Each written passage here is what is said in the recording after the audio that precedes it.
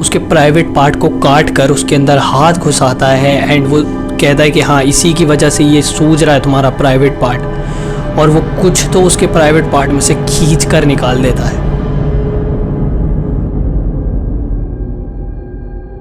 तो the ant hill cult के part 1 में हमने बात करी थी कि रॉक कैसा इंसान था एंड उसका चाइल्डहुड कैसा था। हमने ये तो बात करी थी कि रॉक का चाइल्डहुड कैसा था, हमने इवन इस बारे में भी बात करी थी कि उसकी जो क्लिनिक वगैरह थी वो किस तरह से फंक्शन करती थी, किस तरह से अपनी क्लिनिक पर आने वाले लोगों में ही उसने अपना एक कल्ट सा बना लिया था। उसने ऐसी ऐसी बातें कर कर उनको अपने विजन्स वगैरह के बारे में बताकर ये कन्विंस कर लिया था कि वो एक प्रॉफिट है एंड दुनिया जल्द ही ख़त्म होने वाली है। मैंने तुम्हें ये भी बताया था कि उसकी जो क्लिनिक थी उसको फंड करने के लिए उसके जो फॉलोअर्स थे उन्होंने अपनी ज़मीनें, अपने घर, अपने बच्चों तक को बेच दिया था, सिर्फ़ और सिर्फ अपने मास्टर, अपने लीडर रॉक की क्लिनिक को सरवाइव कराने के लिए उस इलाके में। और जब सब कुछ ये सब पैतरे ख़त्म हो गए एंड उसकी जो क्लिनिक थी उसके पास कोई फ़ंड नहीं था वहाँ पर रहने के लिए, तो रॉक इनके पास आया एंड इनको कन्विंस करा कि एक बिल्कुल ही अलग इलाके में चलकर हम लोग रहते हैं जहाँ पर हम लोगों के अलावा और कोई भी ना हो। पहले थोड़े से ये लोग हेजिटेंट थे, लेकिन रॉक की वही बातें सुनकर के दुनिया ख़त्म होने वाली है एंड ऑल दिस वो तैयार हो जाते हैं एंड ये लोग एक माउंटेन के इलाके में जाते हैं, बहुत ऊंचाई पर, एंड वहाँ पर जाकर इन लोगों ने अपना एक इलाका सा बना लिया था। फर्स्ट पार्ट में हमने इसी सब के बारे में बात करी थी कि रॉक कैसा इंसान था और इसी सब के बारे में।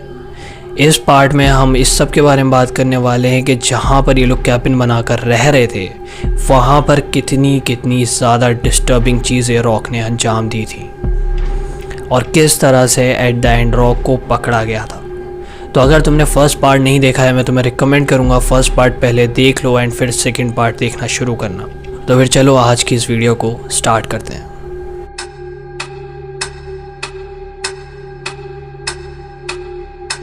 तो जब इन लोगों ने ये जगह ढूंढ ली थी माउंटेन में कि हम यहाँ पर अपने कैबिन्स वगैरह बनाकर रहेंगे, तो रॉक तो एक जगह पर जाकर बैठ गया, एक छाँव वाली जगह पर, और इन लोगों से बोला अपने फॉलोअर से कि मेरे लिए रहने की जगह बनाओ इन पेड़ वेड़ को काट कर।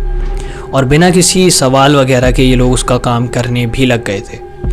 तो अब रोज़ का रूटीन ये हो गया था इनका कि रॉक तो एक जगह पर जाकर बैठ जाता था एंड अपने जो विजन्स उसको आते हैं और जो लोग सिनर्स हैं जो कि इसकी बात नहीं मानते हैं उनको गालियाँ वगैरह देता था एक जगह पर बैठ कर एंड यही सब बातें करता रहता था अपने आप से, चिप्स खाता रहता था, अल्कोहल पीता रहता था। वहीं दूसरी तरफ इतनी ज़्यादा धूप में ये औरतें, ये बच्चे और ये सारे जितने भी इसके मेल फॉलोअर्स थे सब मिलकर उसके लिए रहने की जगह बना रहे होते थे। कई बार ऐसा भी होता था कि पूरे दिन की मेहनत करने के बाद, इतनी धूप में इतनी मेहनत करने के बाद वो लोग जब रॉक के पास आते थे तो रॉक उन्हें बैठाकर उसी धूप में कीचड़ में बैठाकर अपनी इन विजन्स वगैरह के बारे में बताया करता था। लेकिन जब एक बार ये सारे कैबिन्स वगैरह बनकर तैयार हो गए थे तो रॉक ने इन सबको एक यूनिफॉर्म दी, अपने सारे फॉलोअर्स को एक स्पेशल कपड़ा दिया कि हाँ ये पहनो एंड इससे तुम्हारी इक्वलिटी देखने को मिलेगी, क्योंकि वो सेम ही कपड़ा सारे मेंबर्स को पहनना था हमेशा के लिए। लेकिन जो रॉक का कपड़ा था वो थोड़ा ज़्यादा स्पेशल था, बिकॉज ऑब्वियसली रॉक एक मसीहा है, एक प्रॉफिट है, तो उसके कपड़े तो थोड़े अलग होने ही चाहिए सारे फॉलोअर से। एंड इसीलिए रॉक के जो कपड़े थे उन पर गोल्डन एम्ब्रॉयडरी वगैरह हो रखी थी। इस टाइम तक रॉक ने इन सारे लोगों को इस बात पर कन्विंस कर लिया था कि रॉक मरे हुए लोगों को ज़िंदा कर सकता है, रॉक को गॉड के विजन्स आते हैं एंड अगर ये लोग उसकी बात नहीं मानेंगे तो गॉड उन लोगों को बहुत ही ज़्यादा बुरी सज़ा देंगे। और जैसा कि मैंने तुम्हें बताया था फर्स्ट पार्ट के अंदर कि माइंड कंट्रोल के 3 फेज़ होते हैं। पहला फेज़ होता है कन्विंस करना लोगों को, सेकेंड फेज़ होता है उनके बीच में कंपटीशन करवाना एंड थर्ड फेज़ में वो आपके पूरे एक तरह से ग़ुलाम हो जाते हैं। वो आपसे कोई सवाल नहीं करते, कोई सही गलत नहीं पूछते, जो आप कहते हो वो वही करते हैं। और अब रॉक अपने सारे फॉलोअर्स को फेज़ 2 की तरफ लेकर जा रहा था, क्योंकि इस टाइम पर अब जब ये लोग इतने रिमोट एरिया में रहने लग गए थे तो रॉक ने इन सब के बीच में रैंक्स डिसाइड करनी शुरू कर दी थी कि तुम मर्दों में इस रैंक पर हो, तुम औरतों में इस रैंक पर हो। इस तरह से उसने इन सारे लोगों को रैंक्स में डिवाइड कर दिया था। इसका रीज़न मैंने तुम्हें फर्स्ट पार्ट में भी बताया था, लेकिन बेसिकली इसका बस ये रीज़न था कि अगर ये लोग रॉक की अटेंशन के लिए लड़ते रहेंगे कि हाँ मुझे इस बंदे से ज़्यादा रैंक पर जाना है, मुझे इस बंदे से ऊपर जाना है एंड मुझे रॉक की अटेंशन चाहिए, वो लोग इस चीज़ में लड़ते रहेंगे, इस चीज़ में उलझे रहेंगे, तो वो इस चीज़ पर ध्यान नहीं देंगे कि जो रॉक कह रहा है, जो उन्हें मैसेज दे रहा है, वो सही है या गलत। सिर्फ और सिर्फ ये रीज़न था उनके बीच में कंपटीशन करवाने का।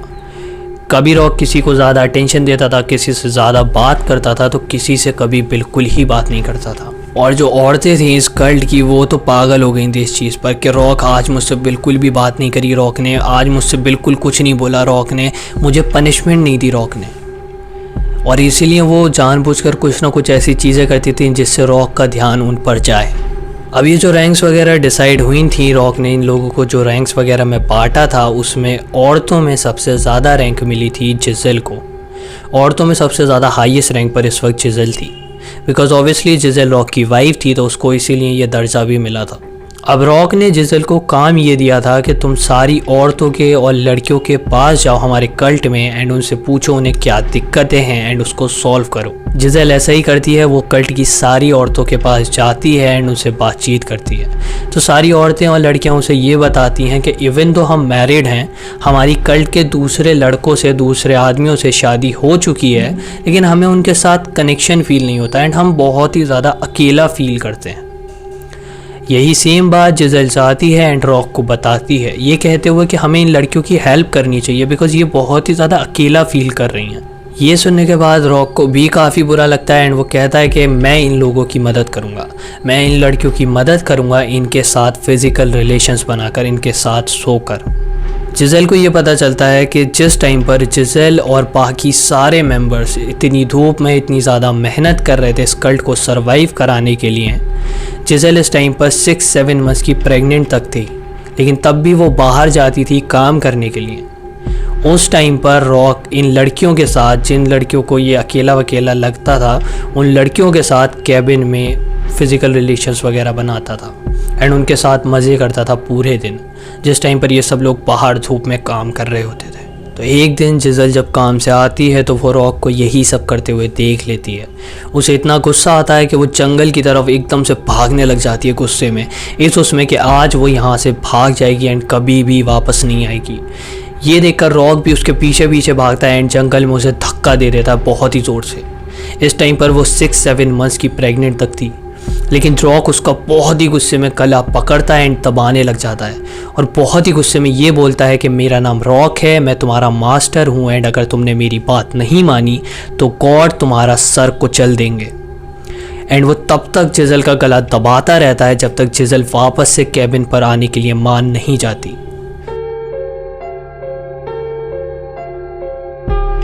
अभी जितनी भी रॉक के कल्ट में लड़कियां थीं, ऑलमोस्ट सबके साथ रॉक फिज़िकल रिलेशंस बना चुका था, सिवाय एक लड़की के, एंड उस लड़की का नाम था मरीस। अब ये जो मरीस थी ना, इसको रॉक इतना कुछ खास पसंद नहीं था, ना ही उसको रॉक का ये जो मैसेज था कि रॉक प्रॉफिट है, दुनिया ख़त्म होने वाली है, ये इतना ज़्यादा वैलिड भी नहीं लगता था उसे बिल्कुल भी यकीन नहीं था कि एक इंसान अचानक से आता है एंड इतना ज़्यादा लोगों को कन्विंस कर रहा है कि दुनिया ख़त्म होने वाली है एंड वो प्रॉफिट है एंड इतने ज़्यादा ख़राब काम भी कर रहा है। फिर उसको रॉक बहुत ही ज़्यादा बेकार इंसान लगता था, लेकिन उसका उस कल्ट में शामिल होने का सिर्फ़ और सिर्फ एक रीज़न था, वो था उसका हस्बैंड। उसके हस्बैंड को रॉक की बातें बहुत ही ज़्यादा कन्विंसिंग लगती थी एंड इसीलिए वो अपने बच्चों को लेकर यहाँ पर आ गया था। एंड अब क्योंकि मरीज का हस्बैंड और उसके बच्चे दोनों ही यहाँ पर रह रहे थे, तो वो अकेली क्या करती, इसलिए वो भी इन सब के साथ यहीं पर कल्ट में आकर रहने लग गई थी। अब क्योंकि रॉक की बातें उसे इतनी ज़्यादा कुछ खास अच्छी लगती नहीं थी एंड वो रॉक को पसंद भी नहीं करती थी, तो रॉक भी मरीज़ को बिल्कुल ही पसंद नहीं करता था। एंड रॉक मरीज़ को बहुत ही बुरी तरह से टॉर्चर भी करता था कल्ट में। कभी भी किसी से भी कोई गलती होती थी, जहाँ पर मरीज़ का हाथ भी नहीं होता था, वहाँ पर भी रॉक कहता था कि ये तो मरीज़ की ही गलती है, एंड वो बहुत ही बुरी तरह से उसे मारा भी करता था। इवन रॉक इस बात पर भी कंफर्म था कि जो मरीज़ की बॉडी पर उसका बर्थ मार्क है वो रिजेंबल करता है 666 नंबर को, जो कि नंबर था डेविल का।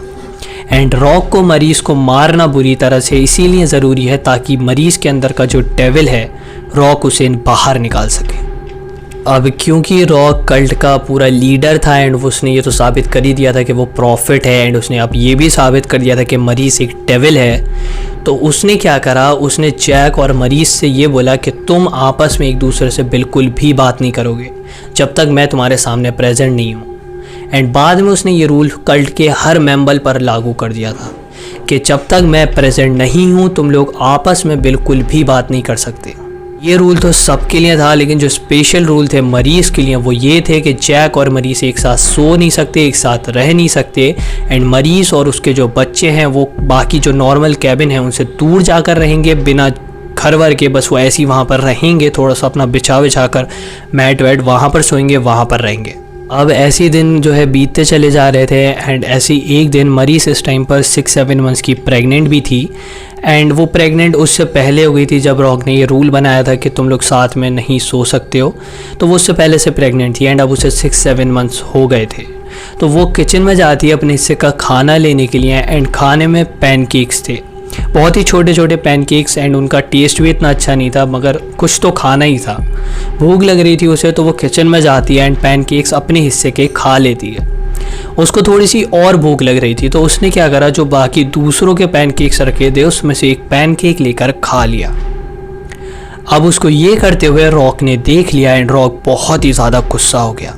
वो गुस्से में उसके पास आया एंड उसको इतनी ज़ोर से मुक्का मारा कि उसकी 2 रिब्स की हड्डियाँ तक टूट गई थी। इसके बाद मरीज़ बहुत ही ज़्यादा रॉक से गुस्सा हो गई थी एंड वो अपने हस्बैंड के पास जाती है एंड उससे बोलती है कि हमें यहाँ से चलना होगा। मैं यहाँ पर अपने बच्चों को नहीं रहने दे सकती, मैं तुम्हें नहीं रहने दे सकती, मैं खुद यहाँ नहीं रह सकती, इतने ज़्यादा बुरे हालात हैं यहाँ के, हमें यहाँ से चलना ही होगा। लेकिन जो उसका हस्बैंड था वो रॉक के पास जाकर रॉक को ये बात बता देता है कि मेरी वाइफ ऐसे ऐसे जाने के लिए कह रही है। रॉक तो बहुत ही ज़्यादा खुश हो जाता है कि मैं काफ़ी टाइम से सोच रहा था किसी को सज़ा देने के बारे में। तुम्हारी वाइफ ने यह हरकत करी है तो अपनी वाइफ को मेरे पास लेके आओ, हम उसे सज़ा देंगे। मरीज़ की वाइफ को हाजिर किया जाता है, सब लोग उसे घेर कर खड़े हो जाते हैं कल्ट के मेंबर कि इसे क्या सज़ा मिलेगी। अब रॉक एक कुल्हाड़ी मंगाता है, एक एक्स मंगाता है एंड उसके हस्बैंड को दे देता है। और जो उसका हस्बैंड था जैक, उससे रॉक ये कहता है कि क्योंकि ये तुम्हारी बीवी है तो तुम्हारा ही फ़र्ज़ बनता है इसको सबक सिखाने का, और मैं तुम्हें आदेश देता हूँ कि तुम अपनी वाइफ की जो पैर की उंगलियां हैं उसमें से कोई एक उंगली काट दो। जैक ऑब्वियसली थोड़ा सा डर जाता है कि वो ऐसे कैसे अपनी वाइफ के साथ इतना ज़्यादा क्रूल काम कर सकता है। ये देखने के बाद कि जैक काफ़ी ज़्यादा हेजिटेंट है ये सब करने के लिए, रॉक उसके पास आता है एंड जैक से कहता है कि तुम एक मर्द हो एंड तुम्हें पता होना चाहिए कि अपनी वाइफ को कैसे सही से रखा जाता है। या तो तुम अपनी वाइफ का कोई एक उंगली काट दो पैर की, वरना तो मैं उसका पूरा पैर काट दूंगा।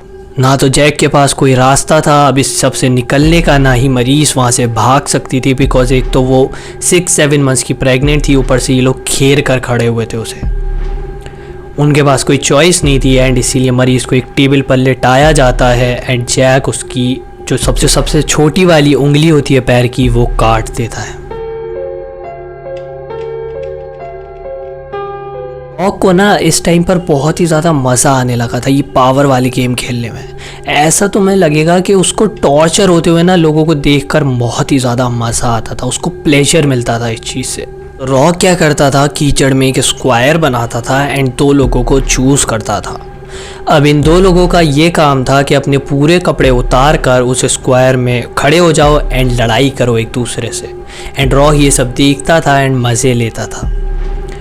दूसरा वो क्या करता था, कभी कभार वो एक इंसान के कपड़े वपड़े उतरवा कर उसे उस स्क्वायर में लिटा देता था, उस कीचड़ के स्क्वायर में। एंड बाकी सबसे कहता था कि इस इंसान के ऊपर कूदो और मैं ये सब देखूंगा। कभी कभार वो क्या करता था, इन सारे मेंबर्स को, मेल मेंबर्स को ऐसे खड़ा कर देता था लाइन में एंड जितने भी इसके पास चाकू होते थे एक एक कर सबको देता था। और आखिर में बिना चाकू के जो बचता था वो उससे कहता था कि अब तुम भागो जंगल में एंड जिनके पास चाकू है वो तुम्हें ढूंढेंगे एंड मारेंगे जान से। ऐसी बहुत सारी अब्सर्ड चीज़ें ये करता था, जैसे कि कभी कभार ये पानी को उबालता था बहुत ही ज़्यादा खौला कर, बाहर लेकर निकलता था एंड इसको जो भी सबसे पहले दिखता था उसके ऊपर वो पानी डाल देता था, बिना उसको पता लगे, बिना किसी उसके अवेयरनेस के उसके ऊपर खौलता हुआ पानी डाल देता था। कुछ लोगों को सज़ा देने के लिए वो क्या करता था, जो गैस के स्टोव होते हैं जिन पर खाना बनता है उनमें आग जलाकर उनको जलाकर अपने मेंबर से कहता था कपड़े उतार कर इसके ऊपर बैठ जाओ, चलते हुए स्टोव के ऊपर। और वो लोग करते भी थे ऐसा। बाद में ये भी पता चला कि उसने कुछ मेंबर्स को बिस्टैलिटी में भी इन्वॉल्व करवाया था। बिस्टैलिटी का मतलब बेसिकली जब एनिमल्स के साथ कोई ह्यूमन सेक्सुअल एक्टिविटीज़ करता है। रॉक के कहने पर उन्होंने ये सब करा था, मतलब एनिमल्स के साथ ऐसी सेक्सुअल एक्टिविटीज़ में वो इन्वॉल्व भी हुए थे रॉक के कहने पर, सिर्फ और सिर्फ इसलिए क्योंकि रॉक को कुछ ऐसा देखना था जो उसने कभी देखा ही नहीं था। और जब कुछ लोग रॉक से ये पूछते थे ना कि मतलब तुम इतना ज़्यादा हमें टॉर्चर क्यों करते हो, इतना ज़्यादा हमें परेशान क्यों करते हो, तो रॉक का जवाब ये होता था कि मैं बिल्कुल भी नहीं करना चाहता परेशान तुम्हें, मैं बिल्कुल नहीं चाहता कि तुम्हें टॉर्चर करूँ, और इनफैक्ट मैं तो वायलेंस के ख़िलाफ़ हूँ, लेकिन मैं गॉड का मैसेंजर भी हूँ, मैं गॉड का प्रॉफिट भी हूँ, एंड गॉड तुम सब लोगों पर बहुत ही ज़्यादा गुस्सा है, एंड इसीलिए ताकि तुम लोग हेवन में जाओ मुझे तुम्हें अभी पनिश करना पड़ेगा। और कभी कभार तो वो उन्हें टॉर्चर करने के बाद, अपनी मेंबर्स को टॉर्चर करने के बाद कैबिन से बाहर निकलता था, भाग कर जाता था एंड ज़मीन पर बैठकर अपने घुटनों के बल रोने लग जाता था, और रोते रोते ये कहता था कि गॉड प्लीज़ गॉड मुझसे ये सब मत कराइए।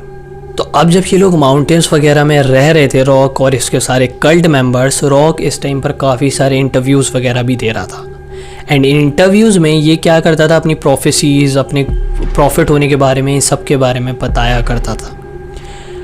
और उस पर अभी हम बात करेंगे आगे चल कर के किस तरह से इंटरव्यूज़ वगैरह देता था और इस सब के बारे में।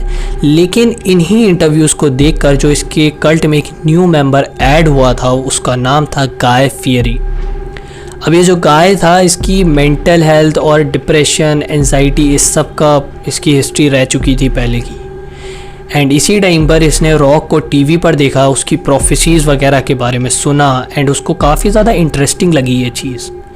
तो उसे कुछ नहीं पता था कि उसका एड्रेस कहाँ है, वो जंगल में कहाँ पर रह रहे हैं ये कल्ट वगैरह के लोग, लेकिन वो उस जंगल में गया, अपनी मेहनत से उसने इस कल्ट को ट्रैक करा एंड रॉक के पास जाकर बोला कि क्या मैं आपको ज्वाइन कर सकता हूँ, आपके इस कल्ट को। रॉक को ये चीज़ काफ़ी ज़्यादा अजीब लगी एंड इसीलिए उसने गाय फियरी के काफ़ी सारे टेस्ट वगैरह लिए, ये देखने के लिए कि क्या गाय वर्दी एनफ है उसके कल्ट में ज्वाइन होने के लिए। गाय ने सारे टेस्ट वगैरह को पास कर लिया, लेकिन अभी भी रॉक को ये लग रहा था कि ये इतना ज़्यादा कैपेबल नहीं है। तो वो अपने मेंबर से कहता है, अपने जो नॉर्मल उसके कल्ट के मेंबर थे उनसे वो कहता है कि इस बंदे को हम ऐड तो कर रहे हैं अपने कल्ट में, लेकिन ये सबसे ज़्यादा लोएस्ट रैंक पर रहेगा एंड ये हमारे बराबर नहीं है बिल्कुल भी। और जिस तरह से मरीज़ एकदम कैमिस्ट वगैरह में नहीं रहती थी, एकदम अलग रहती थी, ये भी उसी तरह से अलग रहेगा एंड ये जानवरों वगैरह का ख्याल रखेगा। तो अब जब मैंने एनिमल्स बोला या जानवर वगैरह, तो तुम्हें लगा होगा वही नॉर्मल जो हमारे जानवर वगैरह होते हैं जंगलों वगैरह में, लेकिन नहीं, यहाँ पर उन जानवरों की बात नहीं हो रही है। रॉक जानवर किसे कहता था मैं तुम्हें बताता हूँ। तो जो रॉक काफ़ी सारी लड़कियों के साथ फ़िज़िकल रिलेशंस वगैरह बना ही रहा था इस कल्ट में, एंड उससे उसे काफ़ी सारे बच्चे भी हो रहे थे। तो ये जो बच्चे थे वो तो रॉक के खुद के बच्चे थे, लेकिन कल्ट में और भी काफ़ी सारे बच्चे थे जो कि रॉक के नहीं थे। बेसिकली वो जैसे मरीज और जैक के थे, एंड ऐसे काफ़ी सारे और मेंबर्स के भी बच्चे थे। तो उन बच्चों को जो कि रॉक के बच्चे नहीं थे उनको रॉक जानवर कहता था या फिर एनिमल्स कहता था, एंड उनको भी रॉक के दूसरे बच्चों के या फिर रॉक के कल्ट के दूसरे मेंबर्स के बराबर के जो राइट्स थे वो नहीं मिले हुए थे, और इन्हीं बच्चों को रॉक जानवर कहकर बुलाता था, क्योंकि रॉक को अपने बच्चों के अलावा किसी दूसरे के बच्चे बिल्कुल भी पसंद नहीं थे। तो अब एक दिन क्या होता है, रॉक के लिए काफ़ी ज़्यादा खुशी का दिन था ये, बिकॉज रॉक के जो सबसे पहले जो दो बच्चे थे, रॉक जूनियर एंड फ्रांसवा, जो कि उसके फ्रांसीन के साथ थे, वो उससे मिलने के लिए आ रहे थे। अब ऐसा होता था कि मतलब जो फ्रांसीन थी वो तो रॉक से डिवोर्स ले चुकी थी, लेकिन कभी कभार उसके जो दो बच्चे थे वो रॉक से भी मिलने के लिए आते थे। तो इस टाइम पर वो उससे मिलने के लिए आ रहे थे एंड रॉक काफ़ी ज़्यादा खुश था, एंड इसीलिए उसने काफ़ी ज़्यादा प्रिपरेशंस वगैरह भी करवाई थी। एंड जब वो आते हैं वहाँ पर तो सब लोग सेलिब्रेट कर रहे थे इस चीज़ को, लेकिन जो सेलिब्रेट नहीं कर रहे थे या फिर कर सकते नहीं थे वो था गाय एंड बाकी सारे कल्ट के जो बच्चे थे जो कि रॉक के नहीं थे। तो अब होता क्या है, एक तरफ तो ये लोग काफ़ी ज़्यादा जश्न वगैरह मना रहे थे, एंड दूसरी तरफ गाय और ये सारे जो छोटे बच्चे थे दूसरे कल्ट के मेंबर्स के सोने की कोशिश कर रहे थे। अब इसी सब में क्या होता है, गाय तो सो रहा था, लेकिन अचानक से उसी सब में एक बच्चा रोने लग जाता है, ये बच्चा था सैमुअल, मेरीस और जैक का जो बच्चा था। ये रोने लग जाता है एंड इस टाइम पर ये 2 साल का था। तो गाय एकदम नींद उसकी टूट जाती है एंड वो गुस्से में उठता है एंड इस बच्चे पर चिल्लाने लग जाता है गुस्से में और इसे गालियाँ वालियाँ देने लग जाता है। जिसके बाद ये जो बच्चा था ये और तेज़ी से रोने लग जाता है, चिल्लाने लग जाता है। इस पर गाय को बहुत ही ज़्यादा गुस्सा आ जाता है एंड ऐसा कहा जाता है उसने 45 टाइम्स उस बच्चे को बुरी तरह से मारा। और फिर ऐसा बताया गया कि बाकी सारे जो कल्ट के मेंबर्स थे एंड रॉक को इस सब के बारे में अगले दिन सुबह में पता चला, जब ये जो सैमुअल बच्चा था ना तो ये खाना मुंह में रख पा रहा था ना ही निगल पा रहा था एंड उसके जो बॉडी पार्ट्स थे और मेनली जो रिप्रोडक्टिव पार्ट्स थे वो सूजे हुए थे, वो लाल हो रहे थे। अब क्योंकि रॉक इस कल्ट का लीडर है, वो काफ़ी ज़्यादा अच्छा इंसान है, वो प्रॉफिट है, तो वो इन सब से बोलता है कि सैमुअल को रॉक ठीक करेगा। सैमुअल को यूरिनेशन में प्रॉब्लम आ रही है एंड रॉक को ये बात पता है एंड रॉक को सैमुअल का ऑपरेशन करना पड़ेगा। बिना किसी की परमिशन लिए, बिना किसी एनेस्थीसिया के रॉक अपने कटर्स वगैरह लाता है एंड सैमुअल के जो कि 2 साल का बच्चा है उसके रिप्रोडक्टिव पार्ट्स को काटना शुरू कर देता है ताकि सैमुअल यूरिनेट कर सके। वो उसके रिप्रोडक्टिव पार्ट को काट देता है ये कहते हुए कि इससे सैमुअल ठीक हो जाएगा।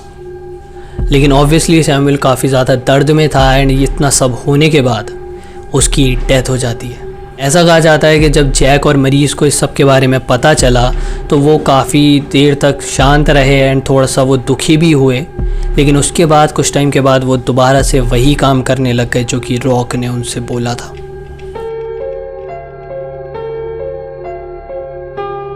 इसके बाद सब कुछ एकदम नॉर्मल हो गया, जैसे कि ये जो डेथ हुई थी बच्चे की ये कभी हुई ना हो। किसी ने रॉक से कुछ सवाल नहीं पूछा, किसी ने रॉक से ये नहीं बोला कि तुम्हारे ये कैसे डेथ हो गई, किसी ने ये नहीं बोला कि तुम तो ज़िंदा भी कर सकते हो, लोगों को ज़िंदा कर दो इसे, कुछ नहीं। सब कुछ एकदम नॉर्मल हो गया, सब अपना वही सब काम करने लगे, रॉक अपनी मस्त ज़िंदगी गुजारने लग गया अनटिल 6 महीने बाद। 6 महीने बाद संडे का यह दिन था। रॉक सुबह सुबह उठता है, एकदम अपने अच्छे वाले नए कपड़े पहनता है क्योंकि आज उसके लिए काफ़ी ज़्यादा खुशी का दिन था, क्योंकि आज गाय की कोर्ट हियरिंग थी। गाय को अरेस्ट कर लिया गया था एंड उसकी आज कोर्ट हियरिंग इस चीज़ पर थी कि क्या उसने उस बच्चे का मर्डर करा है या फिर नहीं। तो रॉक इस दिन काफ़ी ज़्यादा खुश था एंड वो अपने कपड़े वपड़े पहनकर कोर्ट में पहुंच जाता है। वहाँ पर जो जज और ज्यूरी थे वो अपना सब बातें सुनकर डिसाइड करते हैं कि जो गाय था वो नॉन गिल्टी है, उसको कोई भी सज़ा नहीं होगी बिकॉज़ वो थोड़ा सा पागल है, उसका दिमाग ठीक से काम नहीं करता है। ये सुनकर रॉक को काफ़ी ज़्यादा गुस्सा आ जाता है। उसको गुस्सा आ जाता है कोर्ट पर, उसको गुस्सा आ जाता है जज पर। और ये जो कोर्ट था इसमें जज थी उसकी वाइफ जिज़ल और बाकी जो ज्यूरी के मेंबर्स थे वो थे रॉक के बच्चे। रॉक ने खुद ही गाय को उस बच्चे के मर्डर में अरेस्ट करवाया था एंड अब ये लोग एक तरह से मॉक ट्रायल कर रहे थे, एक तरह से प्रिटेंड कर रहे थे ट्रायल करने का। ये जो वर्डिक्ट आया था रॉक को इस पर बहुत ही ज़्यादा गुस्सा आता है। गुस्से में खड़ा होता है एंड अपनी वाइफ जो जज थी एंड जो अपने बच्चे थे उनसे ये कहता है कि जो गाय है वो गुनहगार है एंड उसको कैस्ट्रेट कर देना चाहिए। इस पर जो ज्यूरी और जज थे वो थोड़ा और सोचते हैं एंड फिर वर्डिक्ट जो आता है वो रॉक के फेवर में आता है कि गाय गुनहगार है एंड उसको कैस्ट्रेट कर दिया जाएगा। अब अगर तुम्हें नहीं पता कि कैस्ट्रेट क्या होता है तो बेसिकली एक इंसान को बांध दिया जाता है एंड उसका जो रिप्रोडक्टिव पार्ट है उसको काट दिया जाता है। सज़ा सुनकर गाय काफ़ी ज़्यादा ऑब्वियसली डर जाता है एंड गुस्सा हो जाता है। तो रॉक क्या करता है, गाय के पास जाता है एंड वो गाय से कहता है कि देखो अभी तुम हमारा जो कल्ट है उसमें सबसे ज़्यादा लोएस्ट रैंक पर हो, तुम सबसे ज़्यादा छोटी रैंक पर हो एंड अगर तुम इस कैस्ट्रेट होने के लिए मान जाते हो, अगर तुम ये सब करवाने के लिए मान जाते हो जो तुम्हें सज़ा मिली है, तो हम तुम्हारी जो ये रैंक है उसको ऊपर कर देंगे। हम तुम्हारी जो रैंक सबसे लोएस्ट रैंक है कल्ट में उसको थोड़ा सा ऊपर कर देंगे, थोड़ा सा बढ़ा देंगे। आई थोड़ा सा हेजिडेंट था ऑब्वियसली इस चीज़ पर कि रैंक वैंक छोड़ो, तुम ये क्या करने जा रहे हो, इस सब के लिए मैं रैंक देखूंगा इस टाइम पर। लेकिन जो उसकी हिचकिचाहट थी रॉक उसको हाँ में ले लेता है। रॉक गाय को एक टेबल पर बांध देता है एंड टूल्स वगैरह मंगाता है एंड उसका रिप्रोडक्टिव पार्ट काट देता है। और ऐसा भी नहीं कि सिर्फ एक बार कट मारकर उसका जो रिप्रोडक्टिव पार्ट था वो रॉक ने काट दिया हो, बल्कि जानबूझकर इधर उधर कई बार कट्स मारे थे उसके बॉडी पर एंड रिप्रोडक्टिव पार्ट पर, सिर्फ और सिर्फ इसलिए ताकि वो उसे दर्द दे सके। एंड एट द एंड पूरी तरह से उसने उसका रिप्रोडक्टिव पार्ट काट दिया था। गाय इसके बाद ज़िंदा तो बच जाता है, लेकिन ऑब्वियसली तुम समझ सकते हो कितना ज़्यादा वो दर्द में रहा अपनी पूरी ज़िंदगी। अब मैंने जैसे कि तुम्हें बताया था कि रॉक जो है काफ़ी इंटरव्यूज़ वगैरह भी देने लग गया था। एंड लोगों को इस टाइम पर पता चलने लग गया था कि एक ग्रुप है लोगों का जो कि एकदम अलग जाकर रह रहे हैं दुनिया से। वो एक अलग सा फैसिनेशन सा हो गया था कि कुछ लोग ऐसे एकदम अलग जाकर रह रहे हैं। इनका एक लीडर है जो कि ऐसे कहता है कि प्रोफेसीज़ वगैरह करता रहता है कि दुनिया ख़त्म होने वाली है एंड मैं एक प्रॉफिट हूँ। तो लोगों को काफ़ी ज़्यादा फैसिनेशन हो गया था इस चीज़ से। कुछ लोगों के लिए तो एक तरह से टूरिस्ट स्पेस बन गया था इनका ये जो इलाका था। वो छुप छुप कर जाते थे इन लोगों को देखने के लिए कि ये लोग कैसे रहते हैं, क्या करते हैं। अब ये जो इंटरव्यूज़ वगैरह रॉक दे रहा था, इस सब को सुनने के बाद 2 बार रॉक अरेस्ट भी हुआ था। उसको डॉक्टर को दिखाया गया था उसकी मेंटल स्टेट वगैरह चेक करवाने के लिए। एंड डॉक्टर्स ने ये बोला कि इसको थोड़े से डिल्यूजन्स होते हैं, लेकिन इसका मतलब ये नहीं है कि ये सोसाइटी के लिए कोई थ्रेट है। एंड इसीलिए उसको दोनों बार छोड़ दिया गया था। एंड पुलिस के पास तो ऑनेस्टली अगर मैं बताऊँ तो कोई मतलब एविडेंस भी नहीं था उनके ख़िलाफ़ एक्चुअली कि मतलब वो जाएं वहाँ पर रेड मार सकें। इस सब के लिए उनके पास कोई एविडेंस भी तो नहीं था, और इसीलिए रॉक को अरेस्ट वगैरह भी इतना नहीं कर रहा था कोई। अनटिल एक दिन गाय वहाँ से भाग जाता है। गाय बहुत ही ज़्यादा दर्द में था। उसको जैसा प्रॉमिस करा गया था कि उसकी जो पोजीशन है उसे बढ़ा दिया जाएगा, ऐसा भी नहीं हुआ था। वो अभी भी उसी रैंक पर था, कोई उसकी इज्जत नहीं कर रहा था। एंड इसी सबसे परेशान होकर गाय वहाँ से भाग जाता है एक दिन। भागने के बाद वो डायरेक्ट पुलिस के पास जाता है एंड बता देता है पुलिस को कि इस कल्ट में एक बच्चे की मौत हो गई थी। पुलिस को मौका मिल चुका था इन्वेस्टिगेशन करने का। पुलिस वहाँ पर रेड मार देती है। पुलिस रेड मार देती है रॉक के उस कल्ट के इलाके में। एंड रॉक और उसके 6 और मेंबर्स को अरेस्ट कर लिया जाता है। इसी पर चलता है उस बच्चे की डेथ पर। And at the end rock और इन 6 मेंबर्स को जेल की सज़ा भी हो जाती है। रॉक को जेल में जब डाला जाता है तो उसके जो ये सारे कैबिन्स वगैरह उसने बनवाए थे इन लोगों से, वो सारे पुलिस तोड़ देती है। एंड जब ये लगने लगा था कि अब इनका कल्ट ख़त्म हो गया है एंड भी लोग अपने अपने अलग अलग रास्ते पर चले जाएंगे, बाद में ये पता चला कि जिस जेल में रॉक को रखा गया था उस जेल के आसपास ये सारे मेंबर्स घर लेकर रहने लग गए थे।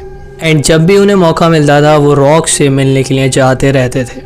एंड रॉक उनसे ये भी कहता था जो भी मिलने आता था उनसे कि मैं तुमसे बहुत प्यार करता हूँ एंड ये हमारा एक तरह से टेस्ट है एंड हमें इसे साथ मिलकर पार करना है। 2 साल बाद रॉक को फिर से छोड़ दिया जाता है। एंड आई नो 2 साल मुझे तो ये लगता है बहुत ही कम सज़ा थी। मतलब उसने एक बच्चे को मारा एंड ये तो पुलिस को पता चला था कि एक बच्चे को मारा, उसने तो और भी ज़्यादा कई लोगों को मारा था एंड टॉर्चर वगैरह करा था। बट उसको 2 साल के बाद छोड़ दिया जाता है। एंड उसके जो बचे हुए मेंबर थे, स्टार्टिंग में उसके पास 40 मेंबर्स थे एंड अब जब वो जेल से बाहर आता है तो उसके पास कुछ 22 मेंबर्स बचे थे। वो क्या करते हैं, वो एक और रिमोट जगह ढूंढते हैं एकदम ही दुनिया से अलग। उस जगह पर वो जाने के बाद वहाँ पर फिर से कैबिन्स वगैरह बनवाते हैं। एंड इसी टाइम पर रॉक अपने कल्ट को द एंट हिल कल्ट नाम देता है। तो होता क्या है बेसिकली, रॉक एक दिन अपना आराम से बैठा होता है, चिप्स वगैरह खा रहा होता है। एंड ये जो लोग थे कल्ट के मेंबर्स से बच्चे और ये वाइफ वगैरह और ये जितने भी मेल मेंबर्स थे ये काम कर रहे होते हैं ये, और रॉक इन लोगों को देख रहा होता है। तो रॉक इन्हें देखकर हंसते हुए कहता है कि कैसे ये एकदम चींटियों की तरह काम कर रहे हैं मेरे लिए, और इसीलिए वो इनको नाम देता है द एंट हिल कल्ट। अब ये जो इन्होंने अपना घर बनाया था ये थोड़ा और जगह सिविलाइज थी। यहाँ पर इन्होंने फसलें वगैरह उगाना भी शुरू करा था, यहाँ पर खाना भी था। तो रॉक डिसाइड करता है ये लोग एक बेकरी खोलेंगे अपना, मतलब पैसे वैसे यहाँ पर लाने के लिए। तो ये लोग बेकरी खोलते हैं दी एंट हिल बेकरी नाम से, और वहीं से इनका पैसे वैसे आ रहे थे। अब यहाँ पर रहते हुए ना रॉक को काफ़ी ज़्यादा बोर फील होता है। तो रॉक अपना फिर से टॉर्चर वगैरह शुरू कर देता है। अब इस बार वो टॉर्चर करता है अपने बच्चों को, दूसरों के बच्चों को। वो बिना किसी बात के उन्हें मारने लग जाता था बहुत ही बुरी तरह से, और जवाब ये देता था कि इन लोगों के अंदर डेविल है एंड मुझे मार कर इन्हें इनके अंदर से डेविल निकालना होगा। वो बच्चों को बहुत ही बुरी तरह से मारता था एंड बच्चों की तो बिल्कुल हालत ख़राब सी हो गई थी। मतलब ऑलमोस्ट सारे ही बच्चे माल नरिशन थे, मतलब उनके अंदर बिल्कुल खाने की कमी थी। वो एकदम हड्डियों की तरह कमज़ोर थे, उनके जो दांत थे वो डिके होने लग गए थे। एंड उनके साथ रॉक इतने डेंजरस माइंड गेम्स खेलता था, ओपन फायर कर देता था उनके ऊपर बहुत ही ज़्यादा टॉर्चर करता था कि उनकी जो मेंटल हेल्थ थी वो तो बर्बाद हो गई थी। जब ये बच्चे थोड़े से बड़े होते थे तो रॉक फोर्स करता था इन बच्चों को अपनी माओं को मारने के लिए। एंड अब ये जो मरीज़ थी जिसके बारे में हमने स्टार्टिंग में बात करी थी, उसको बहुत ही ज़्यादा फ्रस्ट्रेशन हो चुकी थी। वो 8 साल से इस कल्ट में रह रही थी और 1 साल उसे हो चुका था अपने हस्बैंड से अलग रहते हुए, एकदम उसी कल्ट में रहते हुए, मगर अपने हस्बैंड से बिना बोले बिना उसके पास आए हुए। तो मरीज़ को लगा अब उसका हस्बैंड तो वापस आने वाला नहीं है, लेकिन वो यहाँ से भाग कर रहेगी। वो भागने की कोशिश करती है लेकिन रॉक उसे पकड़ लेता है एंड उसके सामने एक कंडीशन रखता है कि वो उसे और उसके बच्चों को तभी यहाँ से जाने देगा जब वो अपने सबसे बड़ी बेटी को यहाँ पर छोड़ कर जाएगी, ताकि रॉक उसकी बेटी से शादी कर सके। मरीज़ ऐसा ही करती है। मरीज़ की जो सबसे बड़ी बेटी थी वो वहीं पर रह जाती है एंड मरीज़ जो थी अपने 2 छोटे बच्चों को लेकर वहाँ से निकल जाती है। बाद में जाकर रॉक मरीज़ की इस बड़ी बेटी से शादी भी कर लेता है।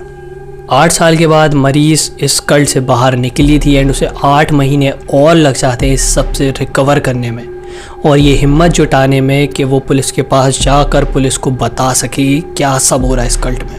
लेकिन 8 महीने ये बहुत ही ज़्यादा बड़ा टाइम था, क्योंकि इस टाइम तक और भी सारे लोगों की डेथ होने वाली थी। होता क्या है, इनके कल्ट में एक और इंसान था क्लॉडिया नाम का। तो अब वो क्या करता है, रॉक को लग रहा था कि रॉक अपने जो ये फॉलोअर्स हैं इनके ऊपर अपना कंट्रोल लूज़ करता जा रहा है। उसको ऐसा लग रहा था कि ये जो फॉलोअर्स हैं धीरे धीरे उसकी बात मानना बंद करने वाले हैं। तो रॉक क्या करता है, क्लॉड जो था उसके जो प्राइवेट पार्ट था उसके आसपास रबर बैंड से 3 बार रबर बैंड को टाइट कर कर बंद करवा देता है, पूरा बांध देता है और उसको मजबूर करता है इसी के साथ सोने के लिए पूरी रात भर, क्योंकि ब्लड फ्लो नहीं होता उसके प्राइवेट पार्ट तक। तो उसका जो प्राइवेट पार्ट था वो पूरा सूज जाता है और ऐसा कहा जाता है वो इतना ज़्यादा सूज जाता है जैसे कि कोई फल होता है ना, जैसे ऑरेंज वगैरह होता है, वो इतना ज़्यादा सूज गया था। इसके बाद रॉक क्या करता है, जो वो सूजा हुआ उसका प्राइवेट पार्ट था उसको काटता है एंड उसके अंदर हाथ घुसाता है। उसके प्राइवेट पार्ट को काट कर उसके अंदर हाथ घुसाता है एंड वो कहता है कि हाँ इसी की वजह से ये सूज रहा है तुम्हारा प्राइवेट पार्ट, और वो कुछ तो उसके प्राइवेट पार्ट में से खींच कर निकाल देता है। ये करने के बाद वो उसके प्राइवेट पार्ट को दोबारा से सिलता है एक आयरन रॉड से। वो आयरन को जैसे जलाकर किसी चीज़ पर लगाते हैं तो वो बंद हो जाती है ना, इसी तरह से वो उस क्लॉड का प्राइवेट पार्ट बंद करता है। रॉक को इससे बहुत ही ज़्यादा फैसिनेशन होती है, उसको बहुत ही ज़्यादा मज़ा सा आता है ये कर कर। तो रॉक और भी ज़्यादा ये सब करने लग जाता है, ये ऑपरेशंस वगैरह। तो रॉक एक दिन क्या करता है, वो सोकर उठता है, उसने दारू वारू पी रखी थी। वो उठता है एंड वो काफ़ी ज़्यादा स्ट्रेस्ड आउट था क्योंकि उसके कल्ट के मेंबर्स कम होते जा रहे थे एंड उसे उन्हें बढ़ाना था। तो वो ऐसे ही बस एक चाकू लेकर अपनी वाइफ जिज़ेल जो स्टार्टिंग से उसके साथ थी उसकी तरफ को फेंक कर मारता है। वो चाकू जिज़ेल की थाईज़ में लगता है एंड खून निकलने लग जाता है। वो 3 इंच तक उसके थाई के अंदर घुस जाता है, उसमें से खून निकलने लगता है। लेकिन रॉक बस अपनी दारू दोबारा से पीता है एंड पीछे को गिरकर सो जाता है। उस टाइम बाद जब रॉक उठता है तो वो देखता है कि जिज़ेल के काफ़ी ज़्यादा खून बह रहा है। तो वो क्या करता है, वो चाकू निकाल कर उस ज़ख्म को पूरा खोलता है एंड देखता है कि उसमें क्या प्रॉब्लम है। और रॉक उस ज़ख्म को ठीक करने के लिए खौलता हुआ पानी लेकर आता है, उस ज़ख्म में डाल देता है, अंदर उस ज़ख्म के वो खौलता हुआ पानी डालने लग जाता है। इस सब के बाद वो एक आयरन रॉड लेता है, जली हुई आयरन रॉड, बिल्कुल एकदम जली हुई, उसको ज़ख्म में घुसा कर जिज़ेल के थाई के अंदर वाले फ्लैश को वो जलाकर पकाने लग जाता है। ये सब करने के बाद रॉक को लगता है कि ऑब्वियसली अब तो ये ठीक हो ही जाएगा, लेकिन ये जो उसका वूंड था ये और भी ज़्यादा बढ़ जाता है, काफ़ी ज़्यादा स्वॉलो हो जाता है। तो रॉक क्या करता है, ऑलिव ऑयल और नमक लेकर उसके उस ज़ख्म के अंदर हाथ डालकर उसकी मसाज करने लग जाता है। धीरे धीरे ये ज़ख्म ठीक हो जाता है, लेकिन बहुत ही ज़्यादा पेनफुली। जब ये ठीक होता है जिज़ल वहाँ से भाग जाती है, लेकिन कुछ टाइम बाद जिज़ल फिर वहाँ वापस भी आ जाती है रॉक के पास, क्योंकि उसे समझ ही नहीं आ रहा था, वो एक तरह से डिपेंडेंट हो गई थी रॉक पर। उसने बोला मैं अपने भाई के यहाँ गई, मैं वुमेन शेल्टर में गई, मैं हर जगह गई, लेकिन उससे वहाँ रहा ही नहीं गया। जो इंसान जिसने सबसे ज़्यादा सफ़र करा रॉक के टॉर्चर को वो था क्लॉड, जिसके बारे में मैंने तुम्हें अभी बताया कुछ देर पहले कि उसका जो प्राइवेट पार्ट था वो उसने कितनी बुरी तरह से काट दिया था। क्लॉड इसके बाद भी ज़िंदा बच गया था, लेकिन रॉक ने उसके दांतों को एक एक कर कर उखाड़ना शुरू कर दिया। उसने एक एक कर कर उसके सारे दांत उखाड़ दिए प्लायर से। उसके बाद उसे एक सीट पर बैठाया एंड उसकी वाइफ को फोर्स करा कि एक हैमर लेकर अपने हस्बैंड की नीज पर बहुत ही बुरी तरह से मारे, जब तक कि उसकी नीज पूरी तरह से शैटर ना हो जाए। उसके बाद उसने क्या करा, उसने जो क्लॉड था उसको उल्टा लटकाया एक रस्सी से एंड उसकी वाइफ को फोर्स करा कि क्लॉड के सर पर से एक एक कर कर सारे बाल निकाल दो। कैंची से नहीं, किसी शेवर से नहीं, हाथ से खींच खींच कर तब तक उसके बाल निकालती रहो जब तक वो कंचा ना हो जाए। उसके कुछ टाइम बाद उसने क्लॉड को गोली मारकर उसको भी मार दिया। इसी तरह से उसकी जो एक वाइफ थी गैब्रियल, वो उसको भी काफ़ी ज़्यादा टॉर्चर वगैरह करता था, उसको मारता वारता तो था ही। उसके बाद एक दिन क्या हुआ, जब वो बहुत ही ज़्यादा लेबर वाला काम कर रही थी, उसके बाद वो दिन ख़त्म हुआ तो उसने एक चीज़ देखी कि उसका जो प्राइवेट पार्ट है उसमें से कोई चीज़ निकल रही है। वो काफ़ी ज़्यादा डर गई एंड वो रॉक के पास गई। तो रॉक ने, अब पहले मैं तुम्हें ये बता देता हूँ हो क्या रहा था। तो बेसिकली उसका जो यूट्रस था वो उसके प्राइवेट पार्ट से बाहर आ रहा था एंड ये यूजुअली तब होता है जब आपकी जो सपोर्टिव मसल्स होती हैं वो काफ़ी ज़्यादा कमज़ोर हो जाती हैं किसी वजह से। अब वो 3 इंच तक बाहर आ चुका था, तो वो डर कर रॉक के पास गई एंड रॉक ने उसके यूट्रस पर बहुत ही ज़ोर से मुक्का मारा ताकि वो अंदर चला जाए। जब ऐसा नहीं हुआ, जब ये काम नहीं करा, तो उसने क्या करा, उसने एक रस्सी ली और उसको यूट्रस के अराउंड बांधा एंड उसे खींचने लगा ताकि यूट्रस पूरा बाहर आ जाए, लेकिन उससे भी कुछ काम नहीं हुआ। एक कैप टाइप का उसके उधर बांध दिया ताकि जैसे वो निकले तो वो ऐसे दिखे ना किसी को। मैं समझा नहीं पा रहा हूँ तुम्हें किस तरह से, बट कुछ इसी तरह का उसने करा था। अभी ऐसे क्लियर नहीं है कि उसने क्या करा था, लेकिन उसने कुछ ऐसा ही करा था कि वो दिखे ना और वो आराम से पूरा निकल जाए, ऐसे कुछ उसने करा था। होता क्या है, जो रॉक की सबसे ज़्यादा फेवरेट वाइफ थी एक, उसको कुछ लिवर में दर्द हो रहा था। तो वो एक दिन जब सुबह उठती है तो वो देखती है वो बिना कपड़ों के है एंड रॉक उसके सामने है एंड रॉक उससे कह रहा है कि तुम्हें जो लिवर में दर्द हो रहा था उसका इलाज मुझे करना पड़ेगा, तभी तुम ठीक होगी उस दर्द से। बेसिकली हुआ ये कि ऑपरेशन वो कर रहा था लिवर का, लेकिन उसने समहाउ, मैं इस पूरी डिटेल में नहीं जाऊँगा, बहुत ही ज़्यादा ख़तरनाक चीज़ है ये, बहुत ज़्यादा ट्रिगर कर सकती है। सो उसने क्या करा, उसने लिवर के ऑपरेशन कर रहा था वो एंड उसने अपनी वाइफ की पूरी इंटेस्टाइन निकाल दी, पूरी की पूरी इंटेस्टाइन। उसके बाद उसने उसके पेट को दोबारा से स्टिच कर दिया एंड फिर अपनी दूसरी वाइफ को ऑर्डर करा कि इसको कोल्ड बाथ कराओ, यानी कि उसे एकदम ठंडी वाली बात करवाओ, लेकर जाओ। एंड सुबह तक उसकी इस फेवरेट वाइफ की भी डेथ हो चुकी थी। उसके जो लास्ट वर्ड थे वो ये थे कि मैंने कभी भी अपनी ज़िंदगी में ये नहीं सोचा था कि मैं इतना ज़्यादा सफ़र करूँगी, इतना ज़्यादा दर्द सहूँगी।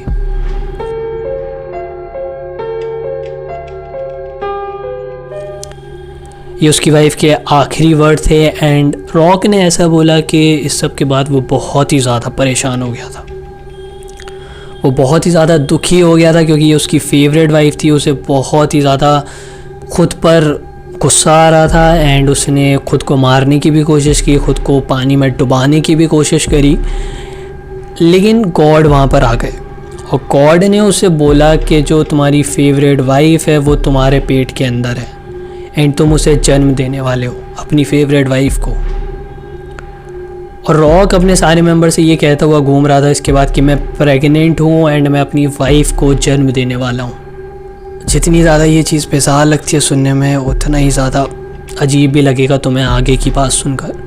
वो क्या करता है, वो जो उसकी वाइफ दफनाई हुई थी, जिसको दफना दिया गया था उसके मरने के बाद, उसकी बॉडी को वापस से निकलवाता है, उसके स्कल में एक होल करवाता है।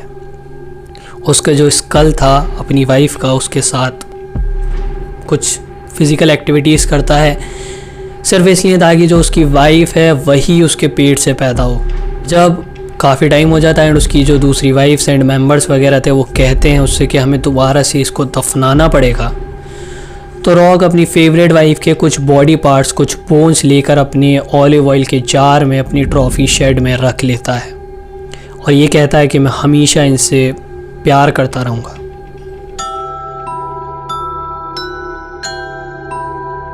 तो अब जो गैब्रियल थी, जो उसकी एक और वाइफ थी रॉक की, तो एक दिन रॉक किचन के पास खड़ा हुआ था एंड अपना वही दारू वारू पी रहा था। अब जब भी रॉक ड्रिंक करता था तो बाकी सारे जितने भी मेंबर्स बचे हुए थे वो जंगलों में भाग जाते थे, बिकॉज दारू पीते टाइम अगर रॉक के सामने कोई भी होता था तो उसका मतलब ये था कि रॉक उसके ऊपर वायलेंस करने वाला है, और रॉक की वायलेंस कभी भी नॉर्मल नहीं होती थी। लेकिन उस दिन क्या हुआ, गैब्रियल वहाँ से भाग नहीं पाई और रॉक उस दिन दारू पी रहा था बहुत ही बुरी तरह से। वो गैब्रियल को देख लेता है एंड गैब्रियल को अपने पास बुलाता है। वो किचन की जो स्लैब थी उस पर गैब्रियल से कहता है कि अपना हाथ रखो, ऐसे यूं करके। गैब्रियल वहाँ पे अपना जैसी हाथ रखती है, रॉक एक चाकू लेकर उसके हाथ में घुसा देता है। गैब्रियल का हाथ यूं रखा हुआ है, उसके हाथ में एक चाकू घुसा हुआ है एंड वहाँ से खून निकल रहा है। और रॉक ये करने के बाद बाहर चला जाता है किचन से दारू पीने के लिए। करीब 45 मिनट तक वो दारू पीता रहता है बिना ये सोचे कि गैब्रियल वहाँ पर अंदर है एंड उसका खून बह रहा है। और गैब्रियल भी उसे कुछ भी करने की कोशिश नहीं करती, ना चाकू निकालने की, ना वहाँ से भागने की। वो बस वहाँ पर खड़ी रहती है खून के साथ।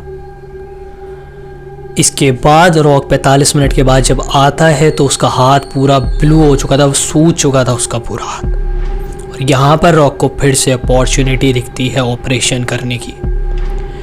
वो गैब्रियल से कहता है ये इतना ज़्यादा अच्छा नहीं लग रहा है ना, एंड वो एक कार्बन नाइफ लेता है। कार्बन नाइफ इतना ज़्यादा शार्प भी नहीं होता कि वो किसी बॉडी के थ्रू काट सके, लेकिन रॉक वही कार्बन चाकू लेकर इनके बाइसेप पर वो कट मारने लग जाता है।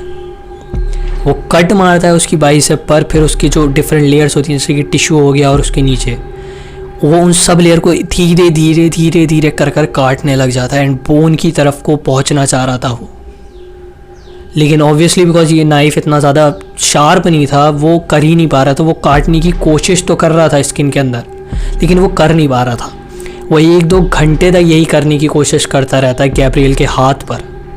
एंड गैब्रियल पूरी होश में, वो देख रही है कि ये क्या कर रहा है, लेकिन उसने बाद में बताया कि वो बिल्कुल काम थी इस टाइम पर। उसको बिल्कुल यकीन था रॉक पर इस टाइम तक। इसके बाद रॉक बहुत ही ज़्यादा फ्रस्ट्रेट हो जाता है। वो एक और अपनी वाइफ को बुलाता है, गैब्रियल को ज़मीन पर लिटाता है और एक बहुत ही ज़्यादा शार्प नाइफ से उसे काटने लग जाता है, उसकी वहीं वाली साइड को, बाइसेप को। जब वो बोन पर पहुंचता है, उसकी बोन को बहुत ही ज़्यादा बुरी तरह से मारने लग जाता है एक हैमर टाइप की चीज़ से।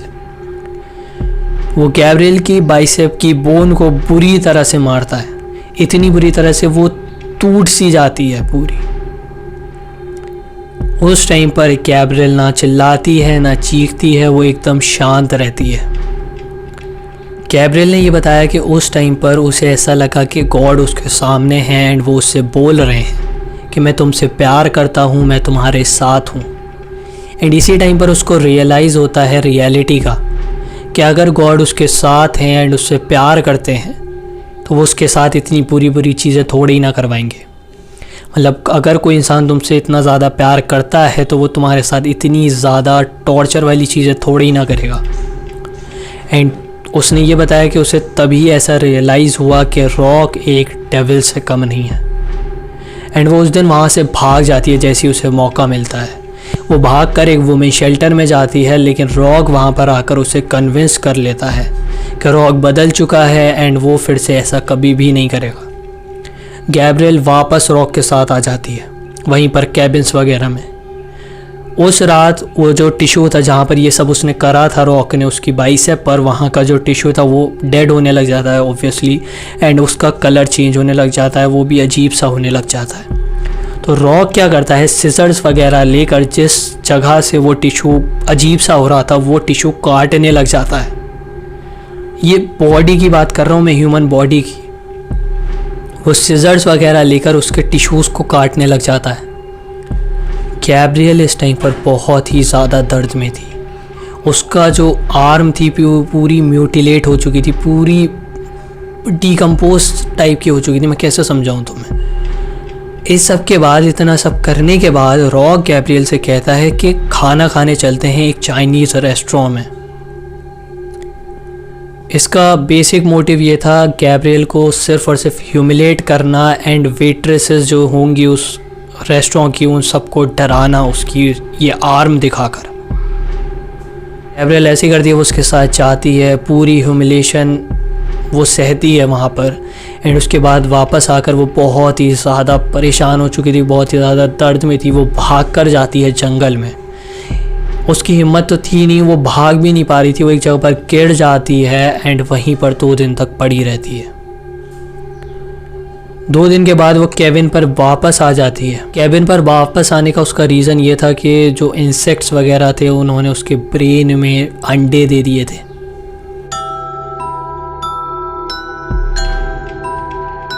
वो केबिन में पहुंची तो रॉक दारू वारू पिया हुआ था एंड बिना कुछ देखे उसने एक आयरन रॉड ली, उसको जलाया बहुत ही बुरी तरह से, एंड गैब्रियल का जो आर्म म्यूटिलेट हुई हुई थी उसी में वो जली हुई आयरन रॉड उसने घुसा दी।